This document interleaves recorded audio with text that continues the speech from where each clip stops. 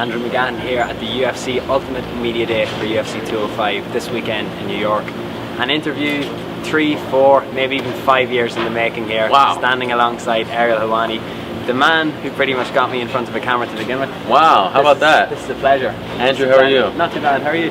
Well, I always said that I would only interview with you until you got to the MacLife.com, because as we all know, stage, is it? if you're not Macking, you're not stacking. So you got there, and now here we are. You're waiting for t-shirts all over the place. Yeah, Well, I think they're I've going to be been- throwing them at you. I've been promised t-shirts, I've been promised contracts, I've been promised, a boatload of things. Thus far, all I've gotten is an interview with you, and quite frankly, that's more than I need. Congratulations on the new gig, my man. Thank you very much. Talk to me about this weekend. For you personally, a guy who lives in New York, what does Yeah. it mean to you for the UFC to finally be here? Well, not only does it mean the world to be covering an event here at Madison Square Garden in New York City. I love the fact that I don't have to get on a plane selfishly and travel to an event. I'm also a gigantic New York Knicks fan, and just being in this arena where the Knicks play and getting to see, I've been to the arena as a fan, but just as a media member and being in the media room and being in the arena when it's empty is just an absolute thrill. So yeah, I feel like I'm on cloud nine. Some of the events just sort of bleed into each other. This one feels special, and it's nice to have that feeling. Do you think that the early worries about this card maybe not living up to the hype, and then out of nowhere 3 title fights just appeared on the card, and fights that everyone was looking forward to also appeared on the card? Do you think that there was a chance that the UFC were going to understack this event in any way? Well, with all due respect to all the fighters on the card, because it is a fantastic card, and I'm not just saying this because I'm talking to you, if they didn't get Conor on the card, it wouldn't have felt special. They needed to get either Conor or Ronda Rousey, and it was clear that Ronda wasn't going to be ready. They had to get Conor, and it had to be against Eddie Alvarez, in my opinion. It had to be historic, because we were told from the get-go that whenever they make their debut here at MSG, it's going to be a UFC 100-like card, and for a very long time, it did not feel like a UFC 100-like card. Now it's an even better one, and if it would have been the 2 title fights, that would have been fine, but there's tons of fight cards with 2 titles on it. I mean, that's not special. 3 title fights is special. Champion versus champion is special. A chance to make history and be the first guy to have 2 belts at the same time in 2 different weight classes, that's special. So now you kind of look at the rest of the card in a whole different light. Now you're like excited about the Misha fight and the Chris Weidman fight, all these other fights. So they had to do it, they did it. I think the fans are very happy about that.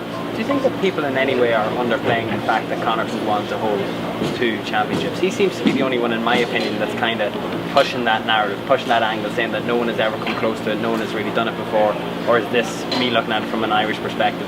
What's it like over here? Are people actually coming onto that? No, I think we're talking about it a lot, to be honest. I think we recognize, look, at the end of the day, this sport is, on Saturday, it's going to celebrate its 23rd birthday. UFC 1 was November 12, 1993. So it's not like we're talking about an organization that's been around for 75 years or something like that. And let's be honest, not a lot of people have had the opportunity to do what Conor is doing. Jose Aldo talked about going up to 155 when he was the featherweight champion. Anthony Pettis talked about going down to 145 when he was the lightweight champion. This has been discussed.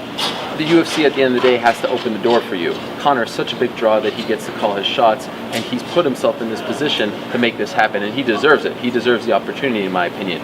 So I think that's kind of coming into play here. I think there was a little controversy about, Khabib Nurmagomedov and, Conor and Aldo and all this stuff. But at the end of the day, I think people are excited about potentially seeing history, and I think they're excited about the fact that, Conor, in the span of 12 months, is going to fight 4 times. That's why I feel like this talk of him dropping the belt is ludicrous, dropping one of the belts. He is more active as a dual champion than most, singular champions are, right? I mean, if he defends the featherweight or lightweight belt, if he wins on Saturday twice next year, that's just as active as any other champion. So I don't understand why he has to drop one of the belts. And when you have the biggest draw and you can clone him and put him in 2 divisions, why wouldn't you do that? Now you have the biggest draw in 2 weight classes. So to me, it makes perfect business sense to push him in this direction. If he wins, keep him champion of both weight classes. Why wouldn't you? There seems to be a bit of a narrative, even whether it's between Dana or the UFC, the media and Conor, that they seemed keen to take the belt off him. It seemed like they wanted to take a title off him after this. Then that talk sort of cooled. Do you think that there's been stuff being said behind the scenes more so than anything, that's Conor is saying, look, I will get myself back down to 145 pounds. I do want to keep these. Because a lot of us, he's had his Twitter picture, the same thing, since Boston, 2 titles aloft. to me and a lot of other people included, we thought he just wanted to have both titles and then he would move to 155 full time. But it seems in the last couple of weeks the 45 question isn't solved completely. He seems keen to go back down. Well, I mean, honestly, I never believed that he was going to drop any of them because, or at least one of them, because this is a guy who likes to make history and he wants to be unique. He wants to be known as someone who is doing something that no one else has done before. And with that in mind, that's defending both belts, 3-4 months apart. So Dana White came out and said he's going to drop one after, and then he says it's going to take an army. I mean, it doesn't get much more clear than that, in my opinion. And he continues to say that. And even John Kavanaugh told me, earlier this week that it's not going to happen. So I don't expect him to, and I don't think he should, to be honest. Okay, you've probably done more interviews than the fighters here today. So 2 final things, I promise. This is the highest gate already in Madison Square Garden history. Do you expect if it all goes to plan, it's a stellar event, everybody's going wild? The UFC, is there a chance that Vegas doesn't become the hub of operations in 2017 under new owners somewhere else on the West Coast? Can New York, is it a viable option? Because to me this market seems ideal for Conor McGregor or European sort of based fights to get guys over to the States. It is ideal, but I don't think they're going to turn their back on Vegas. They're still based in Las Vegas, and also the insurances here are so high. There's a lot of politics here as well. So I think that they are going to come here a couple times a year, and they're going to come to New York State. They say they're going to come 3-4 times a year, and they're going to Albany in December. But I don't think it's very cheap for the UFC to run events in Las Vegas. And I think with these new owners trying to make as much money as possible, they're not going to turn their back. Witness the fact that Ronda Rousey is fighting in Las Vegas. Exactly. And then the pipe dream for Irish fans. I know you're as linked to the Irish fans as you are to the American fans.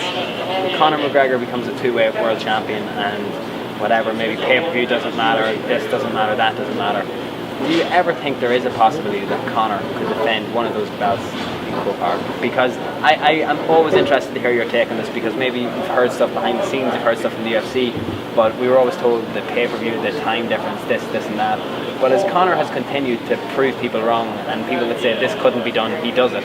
What is to say that he couldn't bring the UFC back to Croke Park for a pay-per-view? Well, you took the answer right out of my mouth. I mean, he has made a living, especially while in the UFC, of proving us wrong. Every step of the way, right? Every single step of the way, including this step, which was they're not going to let him fight, for another belt while he's still the champion. Every step of the way. So who the hell am I to say that he's not going to get it done in Croke Park? Already, we've solved the riddle of doing an event in Europe that caters to the North American crowd. UFC 204, they did it at 4 a.m.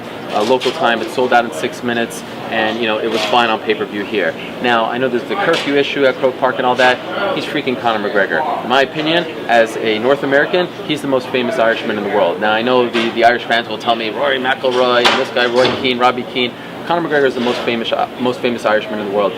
I think it would be foolish for the Irish government not to bend a little backwards for him and not bring that kind of revenue into Ireland. So I'm not doubting him, and I don't think it's a crazy thought to think that he could do it next year. Ariel Helwani, thank you very much. Andrew McGahan here. He's come a long way. Again, congratulations, my man. Appreciate the time. Thank you very much. See you soon.